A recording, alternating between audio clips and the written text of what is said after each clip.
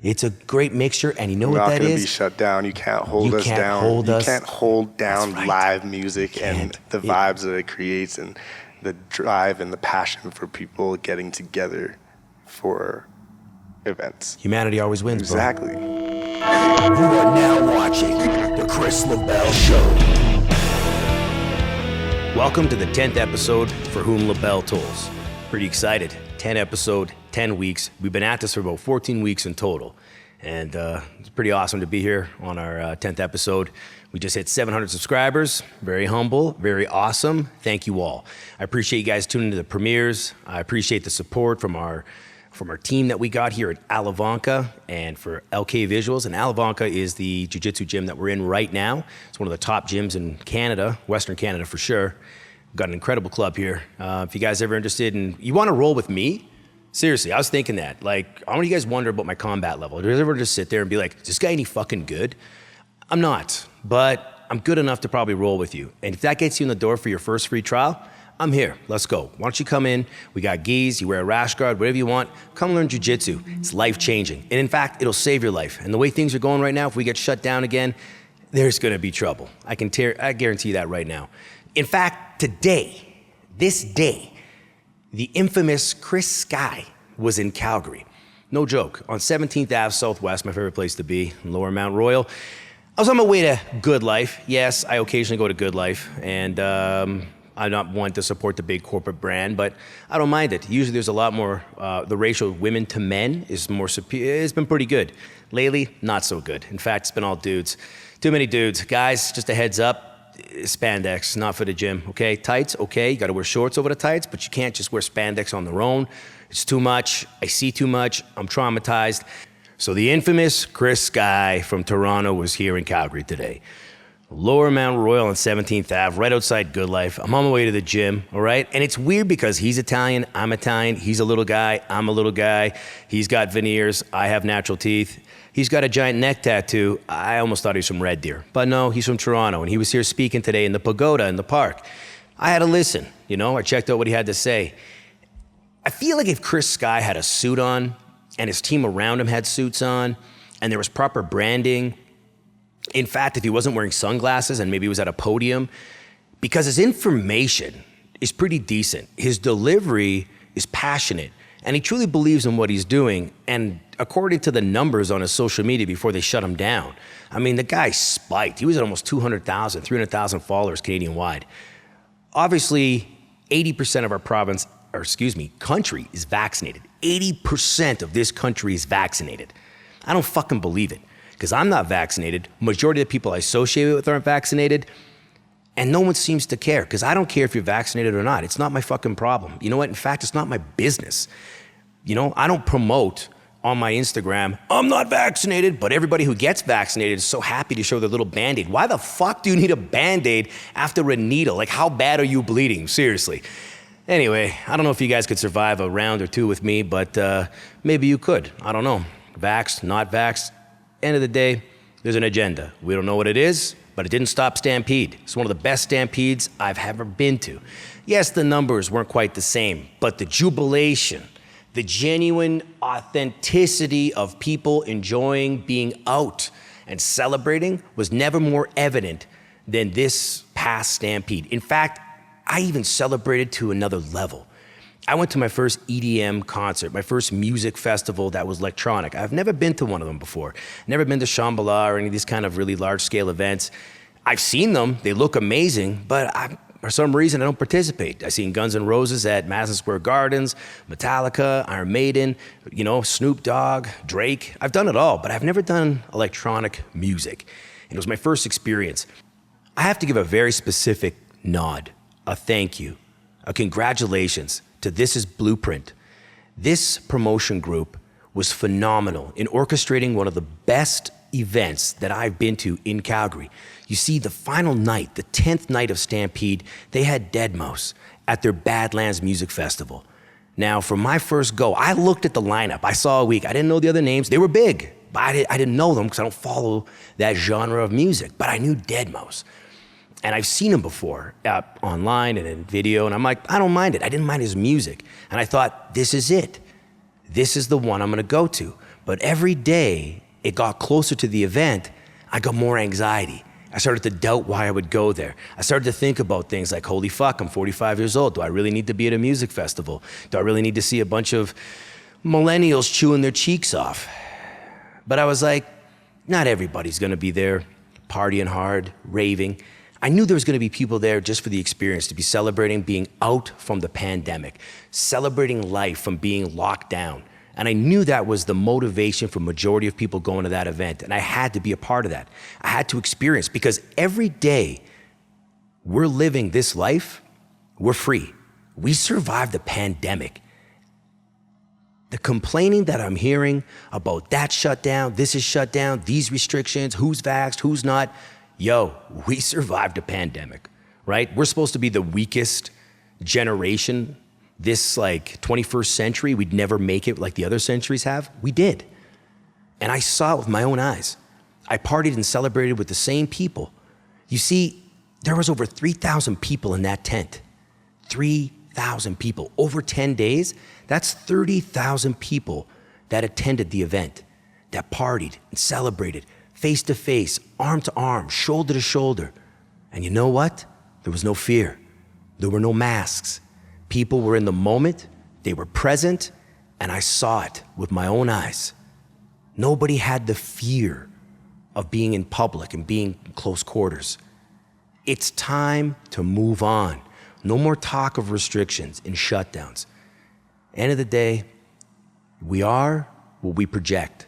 And if we project fear, the governments are gonna consume us and control us and condition us to continue living this lifestyle. In 2021, it's a brave new world. Whether you choose to vax or not vax, I don't believe in the shedding. I don't believe in you're predisposed to anything. I don't believe that, once somebody's vaccinated, that if we're in close contact, that I'm gonna somehow have the vax and antibodies. It doesn't work like that. If it was that easy, then they would just vaccinate a couple people and it'd be done. We'd all have it. It'd spread. But it doesn't. You have to have your choice. You have the choice. But if we comply and allow the government to create a passport to allow us to go to our gyms, our jobs, to be in public settings, to get our groceries, to be able to survive, because if we have the vax or don't, that's where we got to draw the line. We can't let that shit happen. Because after this weekend, I want to go to more festivals. In fact, I want to dance. I didn't dance. Remember last week I talked about I'm afraid to dance. I'm the worst dancer in all the entire world globally. I didn't dance, but you know what I did? I moved my head. I definitely moved my head during the festival. And I did. I took a good handful of psilocybin, and it made a huge difference. In fact, it was so cerebral. Everything was incredible. The lighting, the sound, the production. Everybody was smiling and having a good time. To be honest, I wish that was every day. Maybe not so much the giant party, but that type of togetherness, that connection, that humanity. And that's something I'd like to see moving forward. And on that, we have an incredible guest here for you. In fact, this guy I'm bringing on is one of the best promoters I've met in the city. Young, vibrant, intelligent, and he's authentic. Authentic with manners, but still, nice solid backbone on this kid. You see, I met him a few years ago, and he came to one of my first cannabis-infused dinners. And I request that no one brings alcohol. And this guy shows up with a 6-pack of Red Stripe. I didn't mind it. He was so polite. In fact, he offered me one while I was working, I was cooking. And I thought that was pretty cool. And he kept it right under his chair. Didn't even know that he was drinking them. And in fact, he was one of the few guys that actually paid for the night, because it was a promo night. And he paid, he tipped me.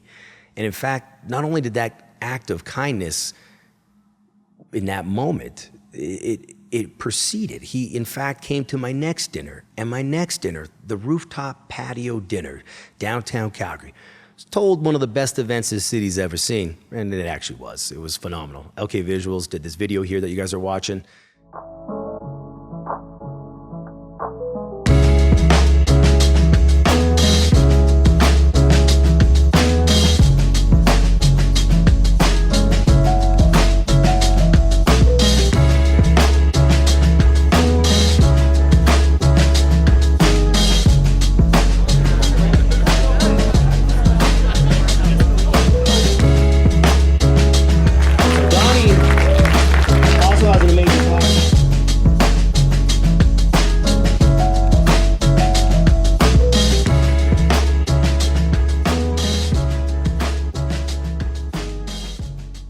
You can see for yourself, Bret the Hitman Hart, Mean Hakeem.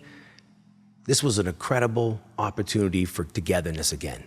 Food was amazing, crowd was fantastic. In fact, I'm planning my next cannabis-infused dinner this fall. And on that, it's time to bring my boy in, my boy Remi Pardi. He's gonna come in here today. He's gonna talk about the 10 days of Stampede. He's gonna talk about the challenges they faced to get the tent together, to get the production, the acts, to even how to resolve the regulations of the COVID and whether they're gonna wear masks or not wear masks. These guys had so many decisions to make and they pulled it off. 30,000 people over 10 days. This was the largest event post-COVID that anyone in Canada has done. I'm pretty proud to bring him here today. Plus, he's pretty cool. Welcome to the show. Glad to be here. Yeah, man. Good job. It's not usually my forte coming out here, but... Coming out where? To the gym or to the podcast or interviews? To a podcast. It's your first one? Interviews. Yeah, I'm usually the fly on the wall. So you're not the one that gets in front of the camera? I don't like to get in front of the camera. I don't like to be on a stage. You don't like to be on stage? I love to watch people on stages. Yes, sir. What you did all week? Yes. Oh, man. 11 days straight. Stampede 2021. Oh, yeah, because the sneak peek. Blew it out. We did it, started on the Thursday. Yeah? Yes, sir. And we did well for a Thursday. How well? Pretty good. We probably... What about 2,000 people in there, something. 2,000 people. Something like that. First night on the sneak peek, and we don't have a ton of international guests due to travel restrictions. So would you say they're mostly Canadian, Albertan? I would say Canadian, Albertan, yeah. And I would say not too many people came from the States for this one because obviously travel restrictions. We're still pretty uptight with that. What was the first reaction? Like when you saw the crowd coming into your entrance, you guys had worked, how many weeks did it take to, how about first, how many weeks did it take to prepare you and your team for this event? I'll say this, I was asked to participate in this event, I would say 3 weeks before the event took place. No and way. There were people behind the scenes in Blueprint, or Vancouver, that were planning this for maybe a month before then. So maybe a month and a few weeks, I would imagine. No like kidding. Roughly. And I was dropped a dime about the event, and I almost just didn't believe it myself, even hearing it from our lead organizer. And so this was big for you. Hearing about it was a shock for me that this was going to happen to a full capacity, and I guess whatever risks were taken ended up being worth it because they came through and opened up things to full capacity just before we hosted the event. You guys capitalized on that. Yeah, I would say that it just worked out really well, and the people that are at the head office in Blueprint Vancouver really put their will into it to make sure that this happened, and I guess crossed a ton of loopholes and What kind of loopholes did they face? curveballs. What's a couple loopholes? Well, they have to have the city agree. They have to have the city agree to them at least announcing the event even before the restrictions lift. Yeah. So I believe that was one of the biggest loopholes. So we is had to getting have the city just to agree support. to the event. Yeah, the city support, I think, is what needed to happen. And obviously, I don't play a huge role in those type of conversations. What do you do? I'm a professional host, and I help get people from one place to another a lot, and I also do some organizing and event planning for Blueprint events. So for the most part, though, I like to consider myself just a promoter, host. I know about that role. Yeah. I've done that role. Exactly. For years, bro. For years I've been done that role. I've attended many of your events. You have. I appreciate your events, and I love your events, and that's why I'm here today, because I'm like, you're an event guy too, and I can probably see eye to eye, and we can have this conversation. Almost. Sorry. Oh, no, I can almost see eye to eye. I gotta lift my chair up. I can slouch a bit more. No slouching on camera. You're too young to slouch. Okay, let me just post up. I want to sound clear, and my voice is half gone. So it's Deservedly so, though. Yes, sir. Deservedly so. So let's, so this is Blueprint, is in Vancouver. So this company is based out of Vancouver. Yeah.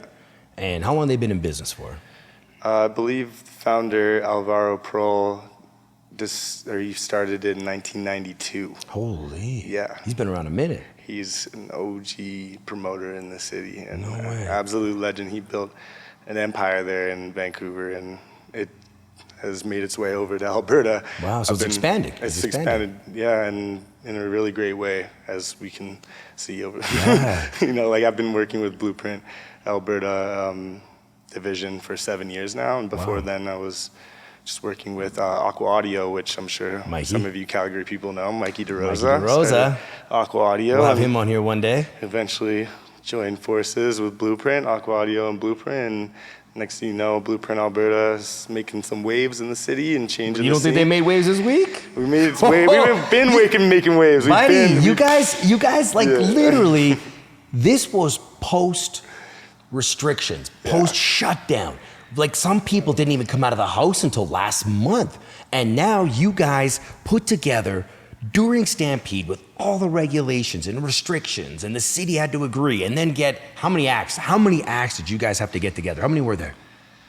Oh, in total? Man, I don't even know the number total, but there's a lot. Your main acts. How about how many main acts, like the closers? Okay, so there was 11 headlining acts, but also we booked value adds underneath headlining acts. So artists that have headlined themselves, and we booked them as a supporting act to the headliners. So we really like doubled up on value on a lot of the days. Well, a few of the days we pretty much had like double headlining acts, or double headlining nights. So what were your days like? So started off, what time did you start your day and what time did your day end?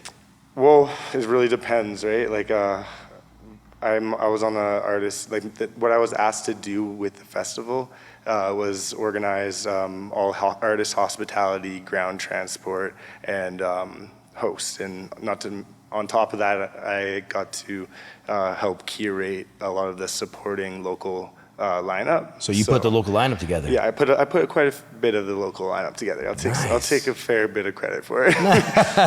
So you gave some work to some young artists. Yeah, it was crazy. Like that feeling, honestly, is being able to like reach out to people that have obviously like put their heart and soul in music and just had to quit it or not necessarily quit it, but had to step out of the line, like, and go on hold for a bit. So those, like the excitement of the supporting lineup here in the local scene was like, it's crazy. Everyone was glowing, man. Like had to be back at it, and almost as like, I would say most of them, 80% or something, like it's just like getting on a bike, you know? Like they were able to just rock it, and they could see them just come alive when they went on stage. So, what was your best moment, would you say? The best moment of the entire festival? That's tough, man. Maybe best moment for you, not for the festival, just for you personally. What was a highlight? The highlight was completing the festival in perfect form. In like near perfect form. Like we didn't have a lot of issues. Like, and everyone worked so hard to make it that way. And I would say the highlight definitely was being able to like say we really pulled this thing off with little to no hiccups. And even the problems that we did have, we ended up flipping to like positives. Like, what was one of these problems?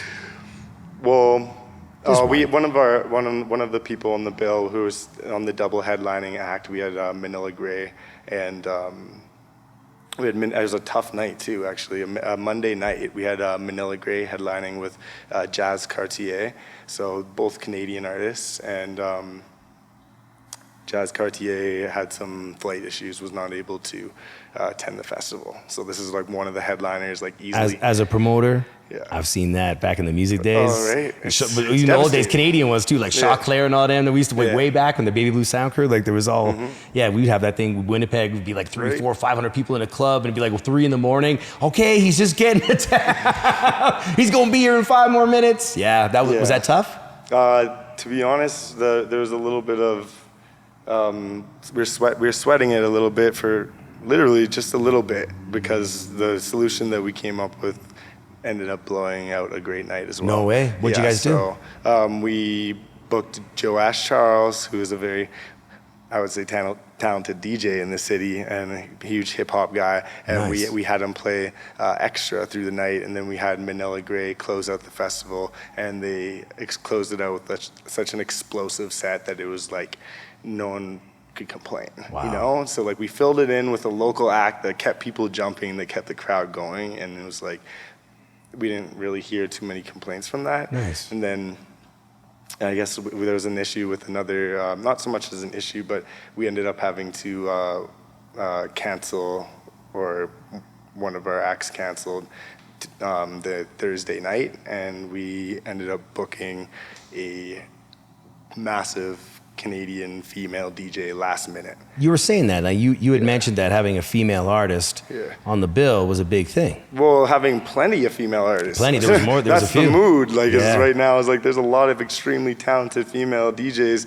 in the scene right now, and especially within Canada. And our company likes to give the opportunity, obviously, to anyone that deserves it, and not like have to just choose male artists just because they pull more tickets or whatever. That's not even the case right now. So so it ain't gender based, like it's not. We're not gender based at all. But like female artists right now, they're drawing. Oh yeah, female artists DJs, are drawing. yeah. Exactly, female artists are drawing right now, and we like to see obviously a balance of acts in our bill, and it just brings a completely different flavor and a different crowd when you can empower everyone, and give everyone equal opportunity. You know. Who are your crowd? Who's there? What kind of people come through? It's a lot. There's a lot of different people. Obviously, we have a lot of the Calgary dance music scene. Obviously, because we're like more of a we book a majority electronic acts for our festival, and if anyone knows anything about events in Calgary, is like the majority are electronic events. so Calgary majority has electronic events. I would say, like in terms of large scale. Yeah, we were before the pandemic or before the closure, we were doing 2 electronic acts a week almost. Like, wow. You know, like we had How many something people come on to Thursday those? and the Friday.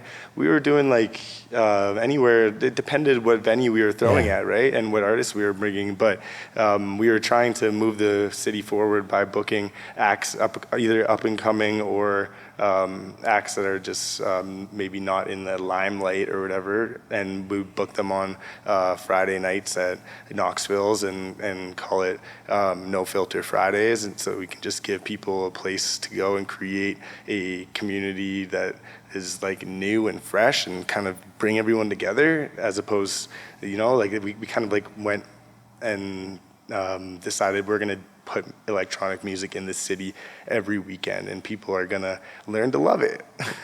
It's like, hey, we got you, come didn't on, we? bro. We got you to the event, and apparently you've never seen me. Have you ever seen me? I've never seen you at an electronic You ask music Aqua show. Audio, they never see me. Man, when he that. had Habitat, or I don't know if Habitat's still going, but my Mikey had Habitat. Yeah. I wanted to support and go, but then I'd look in, I went a couple times, and I just was like, and then everyone's dancing and talking and sweating, and I'm like, I don't dance. I really don't dance. Okay. And I don't know if you know, but for those people who, like, if you can't dance and you're in an environment where people dance, and I mean, they dance like nobody's looking, and you know this, like, I mean, electronic music, man, people dance like nobody's watching. Oh, yeah. And I want to, like, I feel it, like I'm there, and I start to dance, and I can hear like every girlfriend I ever had, like, what are you doing? I can hear their voices, and then I could like see, like, I remember one time I tried to dance, and the DJ looked down, and I looked around, and he was looking at me, and I was like doing this thing, I thought I was dancing, and he's like this, he shook his head, and you know my DJ Pat, DJ Forlow, formerly Forlow, now We DJ booked Professor. Forlow for the festival, man. Yeah. Like last minute, it was the move. He's a great DJ. He pulled off his sick, old school hip hop abilities to transition from new to old. Yeah. He's killed it. Like when he opens up for my shows, he's done such a great job. So I do know Calgary's full of local talent in regards to like, be it music or art. Like we are thriving. It's coming together. And then being at Blueprint's event and being at the Badlands Music Festival, you know, I saw with my own eyes. I saw it. It wasn't just, we're here. Like, look at me on my Instagram, because that's what you see. No, they were really Phones in were it. down. They were really in it. Yo, I looked, and I mean, thank you for the VIP. Thank you for letting me get up there. And it was where I was meant to be, because I had a little railing, and I got to chill, and you brought me a water. I was ace. I was checking it out, and I'm watching. And I watched, and it was like the dance pit was packed. There must have been like 2,800 people in that dance pit. And the movement and energy and cheers and it moved me, like, to see that. And it wasn't what I expected. Like, there was smiling, happy faces, and man, after everything that we've been through, to see that, it motivated me. It motivated me to do better, to do something like that, to bring more people together, to celebrate and to enjoy it. And you guys did that. And the first friendly face I saw was you were right there. You took my text, you greeted me at the door, you walked me through, you put me up. Didn't I meet your boss? Yeah, you did. You met the founder of Blueprint. I met the founder Alvaro of Blueprint. Pro. I Yes, did. you did. That first person I introduced you to. I appreciate that, man. Of course. He's a nice man. I didn't think you were gonna pull up, to be honest. I was doubting it. I know you were having some issues for the week. That you were tired. I don't know what it was. I wasn't well. I have a disease called diverticulitis. Oh. And so I had to really dig deep to get out there because That sounds rough, man. it was rough, You're man. a trooper for that. Yeah, man. I didn't want to It's let you like, down because, yeah. I said, hey, Deadmos, I got you. Yeah. And then, we're texting, and you were so kind. You were so kind. You're like, whatever it takes, bro, message anytime. Even if it's last minute, I'll make sure you're there.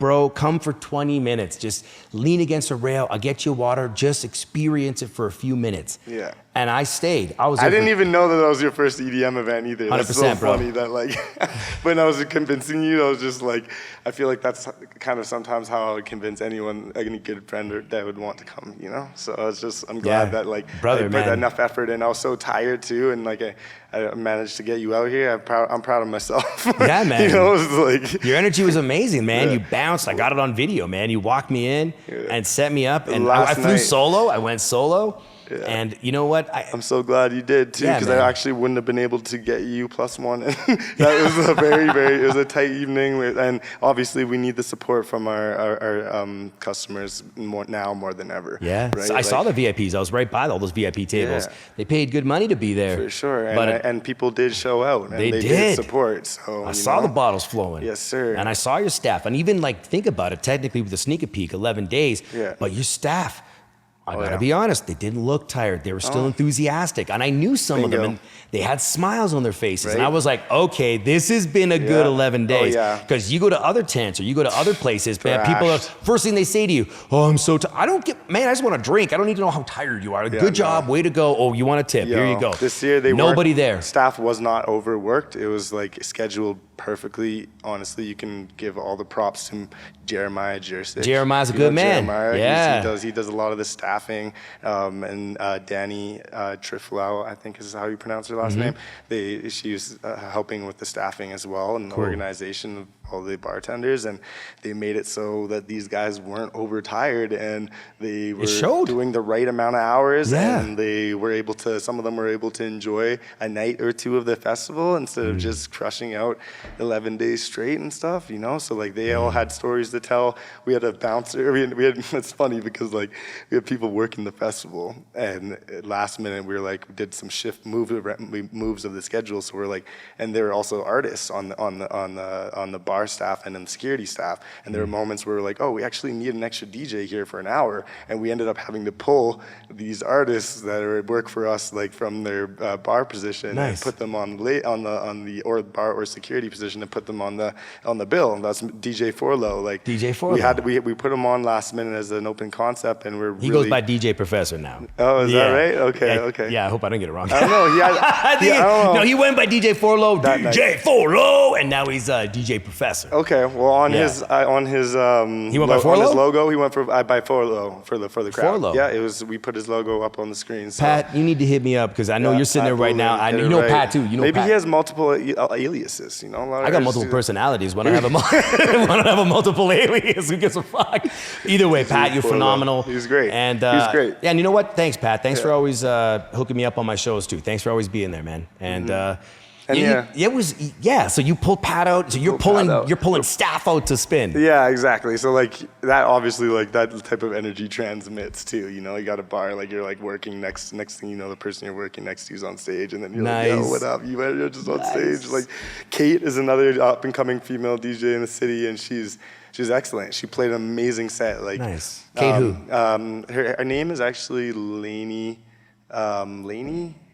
And her first name's Lainey, and her DJ name is Kate, KVTE. Yeah. And you can put at Kate on Instagram, Kate like that with the V, the upside down A, you know how they be doing. If you put that in Instagram, you can find her, and she's got a lot of great podcasts or mixtapes out there, mixes on SoundCloud. So she ended up playing for us and really killed it too. And nice. So she got to double down, you know. We go and play a set, get back on the bar immediately after the set. You Jeremiah know? was counting the time. Yeah, exactly. I literally had to go up and be like, Jeremiah, can you please let... He's so stoic too, eh? He's just like, fine. He's so stoic. It took a minute to convince him on that one, but I'm glad he did. Everything just happened for a reason. You had some legends in that tent, man. You had some real industry guys that have been around a while, like as long as I have. We were really shooting for like the hometown heroes. You know? Did, and then also a few of the new upcoming talent in their city, the new generation. You know. How do you feel about the new generation? I feel pretty good about them, honestly, especially after this 10 days. Obviously, we had a lot of early sets, so opportunity to put on new talent, and they did great. I feel like that's awesome. Like obviously, new talent, you're not going to be like, I was blown away.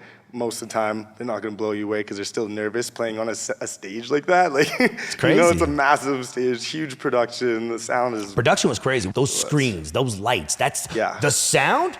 Oh, yeah. Bro, you know how many tents I've been in and listened to sound and it was okay? The sound you can hear perfectly from front to back, because I did venture to the front. Tell me, what does that level of production cost? What honestly, does that cost? Man, I don't know the numbers like that. That's not my field. I don't book the production, but I want to give a huge shout out to Justin Huckaluck, who's a production manager, stage manager here in the city with Live Nation. He does a lot for the community. He not just build stages. He also did a lot for people, or for the event and bar scene while COVID was going on, and still to this day it's still going. Probably know about pop-up series? Where they like take a venue and Chris and stuff and those guys. Exactly. Yes, they throw down a pretty sweet. They like make something out of nothing. Literally, like these guys get all the props and like make places have weird, cool vibes to it. And I totally like respect the pop-up series things. Pop-ups are big. Yeah, pop-ups are big. It seems like it's doing great. I've had a lot of good times already there, and he manages to do that all on the side of producing these huge shows. So another person to mention is Chris Kerr from Live Nation, and he's also one of those production wizards, and they really pulled it together for the stage design. They sure did. Blew everyone away. It was amazing.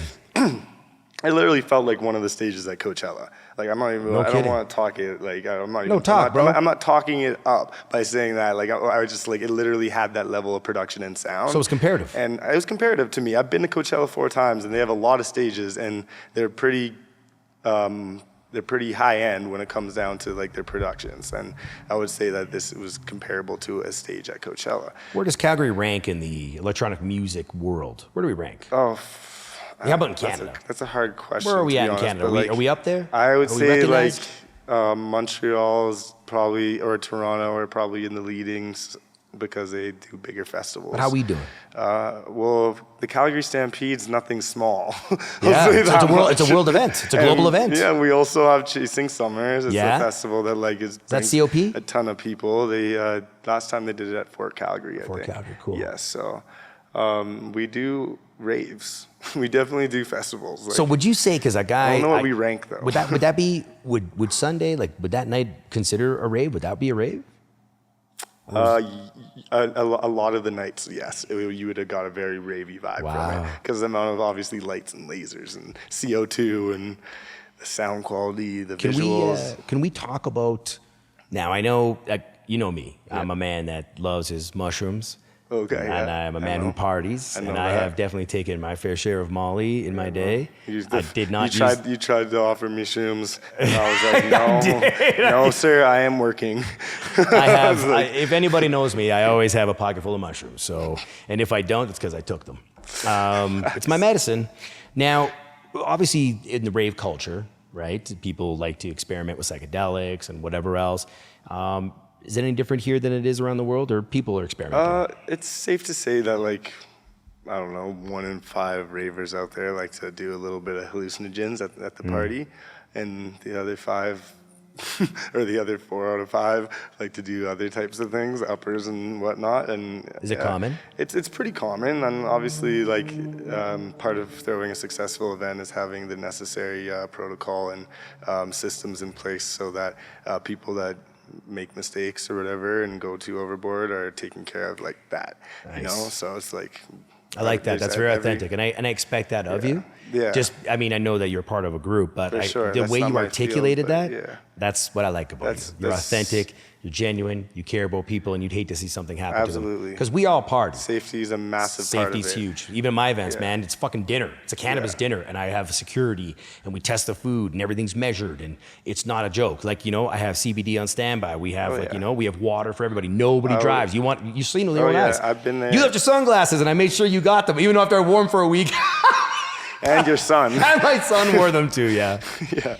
But yeah, so tell us a little, I mean, obviously, like, you know, I like to dig. I like to hear things. I like to hear about the drug culture. I'm big on drugs, not big that use them, but I like to hear about it. I like to see it. Like, I saw people there, maybe very few, but like I saw the jaw clenching and the fucking horror. Yeah. Like, I mean, is that a part of all, like, that's not just music festivals, that's rap, that's anywhere, that's any kind of festival, country, even country, people fucking puking and fighting over, like, genre is not the thing, but I'm just curious about the culture. It's all part of it, like, music and drugs just seem to collide, you know, and like, there's just like any substance, there's the people that can do them responsibly, and there's people that aren't so good at that, right? And the fact that this tent was in a tent and not in the blaring sun made a huge, obviously is going to make a huge impact. So hydration was big for people. A lot of the time, like, yeah, we have water stations and stuff, and still, obviously, but the fact that, like, obviously the sun isn't destroying us, and you know that the heat wave was crazy over the last, like, bit, right? It was. Like, we were reaching 30 for a lot of those days, and the fact that the heat isn't messing us up, and so that's a big factor. So would you say hydration factor. and heat make a big factor when people they do make the mistake 100%. and something happens to them health-wise while they're partying? Yeah. It's usually heat and hydration? Heat and hydration, that's the main thing. I mean, I don't know much about, like, obviously the drug scene isn't the best thing right now, or there's a lot of talk of the wrong substances mixed in drugs, and I'm all for, like, harm prevention centers and stuff, but outside of your event, which obviously was successful, you didn't have any of those issues. Well, there's issues obviously, but nothing tragic, right? So which is most important. For But sure. let's move away from your event. And let's talk a little bit about, like, just raves in general.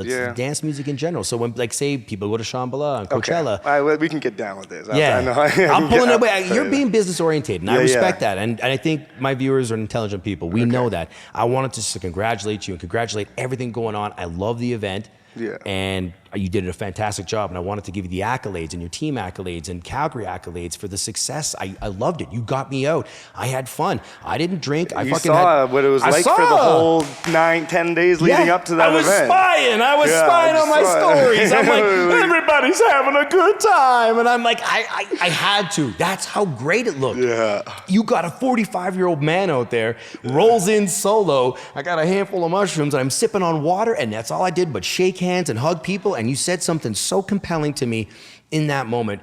You're like, bro, I'm so glad you came. You brought that positive energy. We all needed that positive energy, and I felt so good. So all you've done since we've met is empower me. Well, so I'm it like, goes both ways, man. I was so tired when I was so tired when you texted me, but your energy brought me up. You know, I got pumped up again. You're like, all right, we're taking a video. I'm like, okay, here we go. I can't just be drooping. I'm gonna start jumping up and down. And shit. Like, my stories exploded. They actually, my stories. I normally get like 1,200 to 1,800 views of my stories a day. It's average, you know, but not bad for an old man. And, you know, but when I posted the highlights of the event, my stories hit like 2,800 to 3,000 views, man. Like, people zoomed in. They checked it out. What is this? No, what was going on in that tent? Yes, because the whole city was driving by. You can hear it from kilometers, but not in an obnoxious way. No. I promise you, not in an obnoxious way. You can hear, like, the word, it's a little old-fashioned, but jubilation. That's the only thing I can describe how it sounded from the outside. It was cheering and celebration, and the music wasn't overly obnoxious. Like it wasn't like wha-boom, wha-boom all the way down the street. Yeah. The tent somehow kept like the majority of the vibration inside. Right. And when you went inside, it wasn't blaring on my ears either. Right? It was perfect. Man, Bro, shout it was out so to cool. the sound team. Shout out to the production team for real. It was cool. We had James Calder, who's a pretty huge sound guy in the city, and he was the stage manager. And obviously, like, there's another huge team behind in front of the house. I don't know the names of everyone, but I want to give a huge shout out to them because the sound in there was brilliant. It was brilliant. It was like no one was like, oh, I didn't honestly. I didn't even see people wearing a lot of earplugs. Like, people were like, you know what? It sounds pretty good. I don't even need my earplugs. Like, even one of our OGs in the city or regular DJs, Char, goes by Dr. Dance. She normally wears earphones or earplugs all the time, and she was like, I don't even need to wear my earplugs. You didn't. She like put them out. She pulled them out. I was like, yo, that's sick. Like, that's how good the sound was. It was just so balanced, like the highs and the lows. Like, So you guys are called This Is Blueprint. So the blueprint, did you guys take the blueprint of that? Like, you know exactly where the stage was, the speakers were, like, duplicate that. This needs to happen That's again. funny. Could it not happen more? Like, it could happen bigger. bigger. Yeah. Oh, I don't know. I'm not ready for bigger. That was like Yeah, like, you big, just bro. I mean, you didn't even dip your toe in the water sorry. of an EDM event, man. You really jumped in. You cannonballed into that. Yeah. Going into Deadmau5 live. Yeah? He is arguably the biggest dance music producer in Canada. Nice. One of them easily. Top. This I guy like pulled up. the This guy music, pulled in bro. on a private jet away from his American tour to play the show. And his response to it was that it was his best show that he played within a few months or something. Nice. You know, and he was honest when he said that, because he even came on the mic. You know, this guy's a troll. He's not going to say anything that is not accurate. And he came on the mic at the end, and he was like, I would be 75% bullshitting you right now if I told you this is the best show I played all year.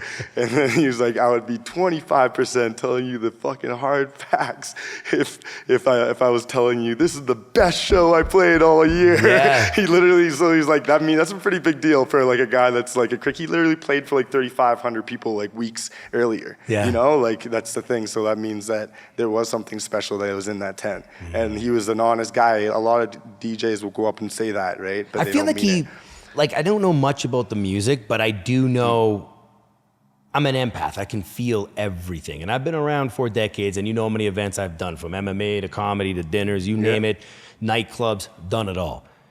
But there was something particular about him.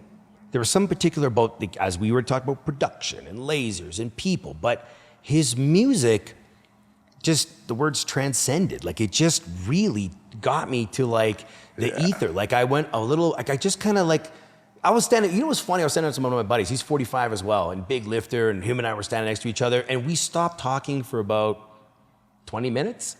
Just vibing.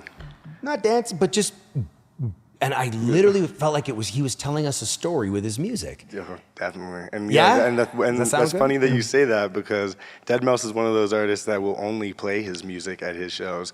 A lot of DJs obviously play songs from other people and mix into their sets and stuff, and create a vibe like that. But Deadmau5 only plays his own productions. So he made it top to finish. Every track that he played, he was the lead producer for. And yeah, he's able to curate. He's able to do like an epic shows, obviously with vocals and everything. And his team, he had to literally use a Canadian team specifically for this event, because there's no like crossover for like work or booking of American people for work here in Canada because of the COVID restrictions and stuff. So obviously our entire festival was fully Canadian lineup, and Deadmau5 had to go and actually reach out to his Canadian team to be able to pull off this show. No way. So this was really special. He got the exemption. He flew in on a private jet. He made the show possible because of his reliable team that he also had laying dormant in Canada currently, but he was touring in the States. So I'm a fan. It's pretty crazy that Bro, he would do I'm a that, fan you know? now. Like, I'm a he's a fan. real one, man. And then he talked on the mic Oh, after. he jumped. No DJ just jumps in the front and like just literally like yells out what's on his mind. Honestly, like he did. Oh, so that was even new. No, he ended the last words that he said. He's like, "All right, y'all, have a good night. I'm gonna go jerk off now." in my private jet. He's just straight up though. Like, Wow. and I can confirm he did not leave with any women. So I mean, we can leave that out. I don't want to throw him under the bus or anything. No, that's actually, hey, I'm a performing artist, man, not at Yeah. that level, but you know how many times, like even, man, small town Canada, you name it, in States, you come off stage, you tell some jokes, there's always women. Like, there's always women. As a promoter, there's always a Yeah. few ladies waiting for you. It's a matter of choice.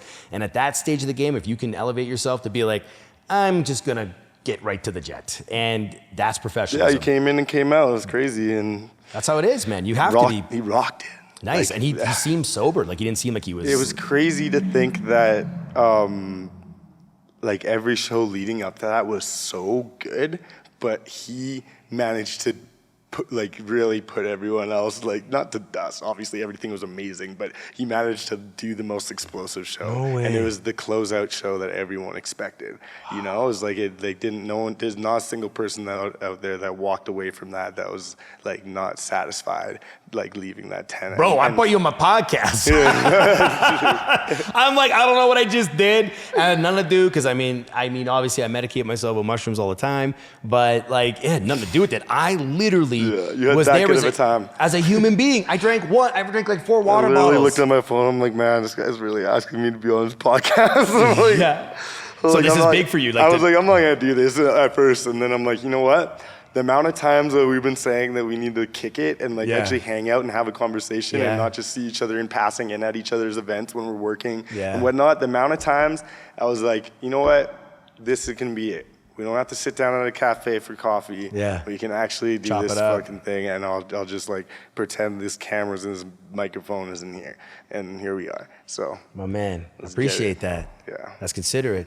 I'm So, because happy, I could tell the way you're moving right now. I know Like, I'm nervous, right? I'm not used to this. I'm Yeah. sorry, I'm fidgety. I'm gonna try and stay still. You've done a good job, though. I'm doing all right. When you talked about Dead Mouse's Canadian team being Yeah. dormant, I was Yeah. like, that's a good word. You used Yeah. the word dormant. I'm Well, like, I mean, yeah, nice. everything's fucking dormant right now. Not It's all like not not everything. anymore. We're We're- wilding. Yeah, you know we're it wilding. is. Yeah, You yeah, see yeah. 17th You're right. Ave right now. It's- Come on. You're right. You're right. City's waking Things are up. coming alive, baby. Like, here we are. We're back. It's just hard for me to like realize that sometimes and like say it out loud, but like we Feels really good. are. Yeah, we're here. It feels good. You think they shut us Yeah. down again? You think we're going to comply this time? Honestly, I don't want to get too comfortable, but I don't know, man. I just don't know. I'm not a politics guy. Yeah. Like, I don't know. I'm not paying attention to politics. I wait for the rules to come, and I abide by the rules. Like, I'm sorry. You're probably like, this motherfucker just said that I'm not. No, bro. I'm all about individuality. Yeah. You see what I'm saying? Because I've been very clear in my conversations. Like, you choose to vax, that's your choice to Yeah. vax.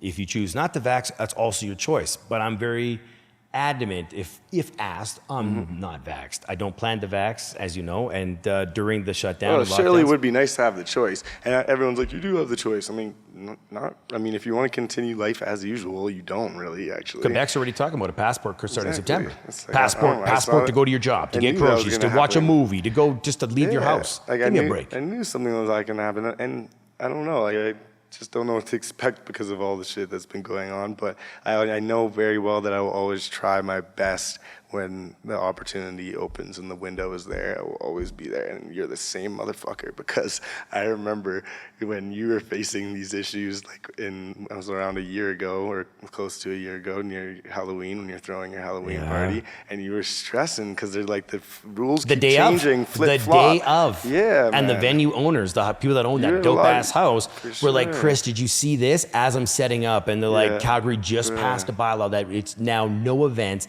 no public gatherings. Everybody has to be 6 feet and everything closed. And I was like, in Calgary, but being a savvy old man, I booked it down in Rocky View. Exactly. And that's what I did. I booked that dinner. It's in Rocky View. That was, so we that didn't was have a to clutch move. Thank you. You were literally just outside of their Jurisdiction. So Yeah. it's, you really you did it. You knew that it was a risk throwing an event like this Yeah. during these times, and you're like, nah, I don't want to. conform to this stay-at-home thing. I want people to go out and enjoy themselves, and that's your individual person that did that. And guess what? People fucking pulled up because there was just enough people out there that felt the same way as you, that they didn't want to be locked up and they wanted to go out and enjoy their lives. That night turned out to be incredible. That was actually the first night I met DJ Forlow. Did you play that show? Yeah, that's my DJ. He was playing that night. Exactly. So that you guys met through there. Actually, the funny thing is like we didn't officially meet. Maybe just like a quick like hello handshake or something, brother nod, something like that. But like it was never like an official. Like I didn't remember his name from that night or anything. But seeing him at the festival tent, two festivals now in 2019, and this one like at this point I was like, okay, we need to know each other like on a good basis. Great and, DJ. And then I found out that like I remember or whatever. I found out that he DJ'd. And then friends of mine were like, oh, he's great. Like, he's played at this club and this club. And, and they told me he's open concept. And, like, we need open concept guy. And I was like, let's fucking run it. Like, that's how, like, last minute some of this was. Remember the comedy? Remember the comedy we had at that dinner? Yo, that guy was hilarious, we had like... That guy was hilarious. Tricks, bro. And like, Malik, I know it wasn't just because I was on mushrooms either. I know it wasn't. Like, I was like, I wasn't on too much of them. I was like on just the right amount.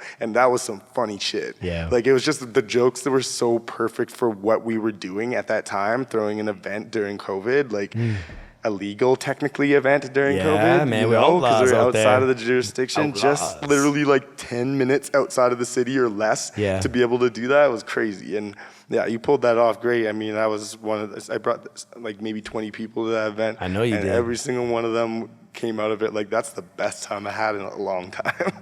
It was like hard. Like I was Appreciate like, oh, that. hey, this guy showed out. So I can always trust your events moving forward, and I'm sure you can trust mine. Man. We just had like this like pirate fucking agreement, you know what I mean? You can trust me. I can trust you. See you at my next event. Oh man, you know what? I don't want to make this a shorter podcast than we have done, but tonight I know you have busted your ass, and to be here right now, I know your throat, you're saying, is a little scratchy. Yeah, it's a lot of talking, and the thing is that I'll tell you why. And when people are like, "Why? Like you partying?" I'm like, "Really?" The truth is when you're in a tent that loud, for people to actually hear you clearly and when you're doing work and have to be assertive, you actually have to talk really loud to the point where you're screaming, but you don't know you're screaming and no one else knows you're screaming. And you talk for that long for 10 days straight, 11 days straight, and eventually it's just like singers that go on tour and sing for 10 days straight. They end up having to like drink honey. Except those singers are only doing 2 hours. You're doing 12-hour days. Of just yelling around. Think about it, brother. Yeah. You did just say the 10 days, that's 120 hours. You throw the yelling. 11. You did over 140 hours in 10 days. It was crazy. So when I asked you to be on the podcast, I did it as my way to be like an homage to you, like a greeting, like how do I say? Like I just wanted to celebrate you. I wanted to celebrate you, your team, and everyone that was around it. And I appreciate you shedding light on it, man, because the people that like pulled this thing off are truly, truly legends. You know, like I was like impressed thoroughly, like just as how cohesive everyone was. I saw it, man. That's the thing. I saw it. Team. I saw it. It was organized. It was a team. It was a real team. Yeah. And like the team was compiled of people from different teams usually. You know, this reset actually had us all come together and pull off like a crazy event. Like literally all the best of the best from every team really came together, and it was truly because of that, and obviously the willing and absolute what's the word for it? The unification? No, I'm just guessing. Sorry, it's like the perseverance. The perseverance of more. I want to give the biggest shout out to Alvaro Pearl, who is the founder of Blueprint, and his perseverance in telling people that this can happen and motivating people to believe in the dream and of making it happen. And literally, like if it weren't for him and his idea and that spark, we wouldn't have had this festival happen. Like it's mind blowing to people that like we were able to pull it off, and it's truly because it had to be a pretty wild idea, you know? It's like there's a lot of people that stepped out of events in the summer, but like we are the team that said, nah, we're gonna do this, and we're gonna do it masks off. Literally. Masks off. And I think that was I'll say it. The positive of COVID, the positive is this, is the togetherness, the alignment, the pivot, the hustle, the drive. I don't want to say the word desperation. You say perseverance. Yeah. A little bit of both because mixture. It's a great mixture, and you know We're what that not gonna is? be shut down. You can't hold us down. You can't hold down live music and the vibes that it creates and the drive and the passion for people getting together for events. Humanity always wins, Exactly, bro. And like we were kicked down for a while, but it really seems like we're back up now, and we're getting back up, and there's moments like this prove that we can do it and that we can make things happen in these hard scenarios, you know? My man. Yeah. All right. There you guys have it. We're going to give this man a night off. He's got a beautiful girl waiting for him over there. I got LK visuals glaring at me, holding his arms, thinking of food, because this guy works 80 hours a week himself. But yeah, I'd love to thank you guys one more time. Thank you for the 10th episode. Thank you for all you guys who subscribed. Thank you for sharing and posting. And thank you, Remy, for being on the show today. Thank you, You did Chris. an amazing job. You're a wonderful man. And I hope you bring 20 people to my next dinner because I got to pay rent. So. Yeah! You cooked that jerk chicken again? They're coming through. I didn't even cook it. Oh, yeah. Well, someone did.